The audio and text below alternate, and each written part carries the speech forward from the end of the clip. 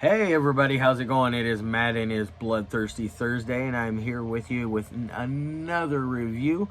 Today is another one from Jack Mulvanerty. I believe that's how you pronounce his last name. I am so sorry if I murdered that, Jack. Either way, this would be my second review of his films. Last week I did Doll Fluids, which was quite interesting. Today's is also a very interesting one as well. But before I go on to anything about the film, I want to wish each and every one of you a great morning, evening, dawn, day, or dusk, all that lovely stuff, because life really is too short as is. Please do like, share, and subscribe. I love seeing each and every one of you when I get a chance to be here, which will be a lot within the next month or so. I have so much stuff lined up for you guys. It's crazy. It's busy. Either way, I love it, and I'm happy to be back and doing a lot of extra cool content for you guys. And then also check out the information in the description box.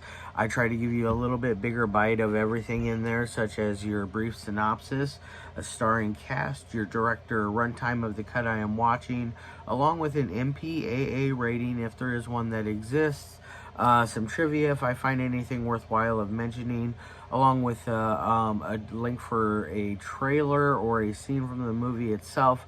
And then if I can find one, I try to put a link for a place where you can purchase it.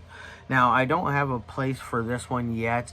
I'm going to get a hold of David, who got me basically hooked up with these screeners for Jack's movies, and I will ask him where they are available, because I would like to help get the word out a little more on his work.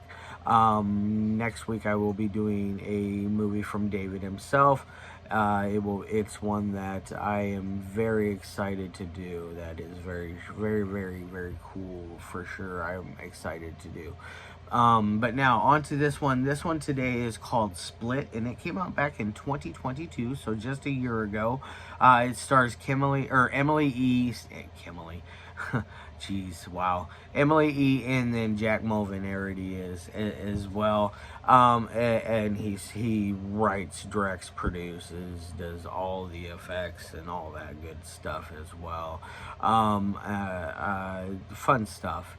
Now, basically, this is a very wild movie. It is a short feature. It runs at about 52 minutes, just under 52 minutes. It's 51 minutes and like some odd seconds. I can't remember the amount of seconds, but we'll just say 51 minutes and call it good there. But either way, just this camera here, just a pinch. Sorry, guys. Just noticed it was on a little bit of a slant. But anyways, it's as far as anything goes, I don't know anything about special features with it. It's just a screener, so it's just the film itself. I do know that Doll Fluids, that one comes with 4 shorts. So when you do purchase that one, you get 4 extra shorts with it, because Doll Fluids is only 10 minutes long. It's a very short. It's that one. I'm going to be 100% honest. I like that one more than I like Split. Split is not the best watch. I don't dislike it. I don't love it. I think it's okay. Just like with his previous film, I would have liked just a pinch of dialogue. Just 5 words would have helped. Like I hate to gripe on that, but that's something that I think that some movies try to go a little too far on the artistic edge, and they try to do the silent film thing. Sometimes it works, sometimes it doesn't. This is one of those times where I feel like it didn't work as good as it did in the first one. the only in doll fluids, the only dialogue you get there is from ambient voices telling you to do it, kill them all, or something like that. From what I remember, but this one, there's nothing. It's essentially just Jack and Emily doing just horrible things to each other. First, it starts off with little things like self mutilation of cutting each other with X-Acto knives and sucking the blood, and it's it's little tiny things here and there at first, and then eventually it gets to the point to where she sews his genitalia up, is his male member up a little bit, and that was very cringy. Probably the most cringy part of the whole film itself. No, I take that back. There's a part that involves 3 dead rats that I didn't like that scene, or that part. Not that I'm any kind of animal activist by any means. I just thought it just didn't fit. It didn't make sense why it was there, other than they're doing these rituals. I look at it as kind of like some kind of like satanic sex magic type stuff. So, I mean, I guess it can fit in there, but it was one of those things like, was it really necessary? Not really, in my opinion. They definitely look like they're real dead rats as well on top of it. So, I was a little like, oh, okay. That's something. I watched it at 7 o'clock. It's like 8:30 this morning while I'm filming this, and I watched it at like 7. So it was a little early for something of that nature. So I was a little like, whoa. But I didn't dislike it. I don't dislike this film at all. I just feel like it's not as good as Doll Fluids. I know I've said that a few times now, and I really can't emphasize that enough. It's just everything about Doll Fluids, I just really absolutely liked it, and just wanna just jump on the top of a mountain and just say, hey, go watch Doll Fluids if you're into obscure kind of gore-filled, artistic, just overall disgusting stuff. Check that one out, because it definitely it fills the void on that end. So does Split, even though I wanted something else from it. I just maybe when I was going in, I was expecting more because I was so excited from watching Doll Fluids. I thought, oh wow, I'm going to get something awesome. And then I even looked it up on IMDb, and I was even thrown off even more by the fact that on there it lists that white gardenia is attached to this. Not the case with the version I watched. No. Nay. This is the final cut version, which is 51 minutes, just under 52 minutes. It is just the Jack version. It is nothing. There's no white gardenia, which I would like to know. Was there a reason for the split of that, or just did Jack just want to do or release the longer version of it as a singular release? I'm curious, because it's just one of those things that I think that I would have really enjoyed watching the 2 different stories together, because I am a huge White Gardenia fan. I think they are really cool. Daniel is a really nice dude, and Allison is she's just absolutely stunning. I just love her.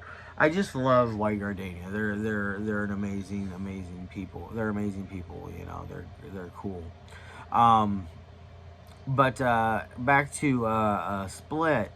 So that kind of threw me off a little bit looking at the IMDb for it. So if you do look up IMDb on Split, don't go by that. I went ahead and looked up I just did a Google search on it, and I found a website. I forget which site it was exactly that had a better idea of what I was watching. It had the synopsis ready for me. It told me that it was the runtime. It was the final cut. It's essentially told me everything I needed to know. So it was very informative and nice to come across. So that's where I found the synopsis for that. So definitely, as usual, I don't ever write the synopsises for these. Um, but the people that did, they did a good job, and it explains it a lot better than I would. I feel like, as far as a technical aspect, it does. Now, as far as my review on technical ability of this thing, Jack is a very talented filmmaker when it comes to technical ability. He knows what he's doing behind the camera. He knows what he's doing editing wise. I really like the manic feel of his films. They're very chaotic feeling. They make you feel uneasy. They make you feel like you have things to worry about, like you genuinely worry what this is going to bring to you. And as the story unfolds, it just happens to get more depraved, and the debauchery just gets more sick as the film unfolds. And he does a very good job at building the momentum on that. So I applaud him very well at that. He is very, very, very good at a technical aspect of filmmaking, and I applaud you 100 million% on that, Jack. You definitely know what you're doing there, and I like that, and I can definitely respect and appreciate that more than the film itself, because let's just face it, there are a lot of filmmakers out there that don't know how to edit, that don't know how to work a camera, that don't know how to use juxtapositions to a correct fashion. They just don't understand storylines and plot development and character development, and I applaud filmmakers like Jack that can do that, and I like in such short times, because it's like it's not easy. It's not an easy task to basically make or break a character in 52 minutes. In my opinion, it's not easy. It's even harder when it's less than that. Like with Dull Fluids when it was only 10 minutes. Now, as far as any kind of ratings would go on that 1 through 5 scale, I'm only going to give this thing a 3 out of 5. It's average. It's, like I said, it could be better. It could be much worse. I really, really, I think I just pumped myself up too much for this one, because I purposely saved it, to do second, out of the two big ones of Jack's reviews that I'm doing. So I think I committed the cardinal I broke the cardinal rule of going in over hyping it. So I wished I wouldn't have done that. So anyways, maybe I'll give it another watch here in a few days or a week or so, and I'll see how I feel. And I'll I'm not gonna make another video, but I'll if you're friends with me on Facebook, I'll do a little status change. I'll do a little post and let y'all know how if I've changed my mind or not. All right, guys. I love your faces as always. Tune in tomorrow. I got a great one for you. It's coming all the way from Russia. It's my good friend Alex Wesley, Alexander. Yeah, I'm just gonna say Alexander or Alex Wesley. But either way, tune in tomorrow. I have a fun one for you. And as always,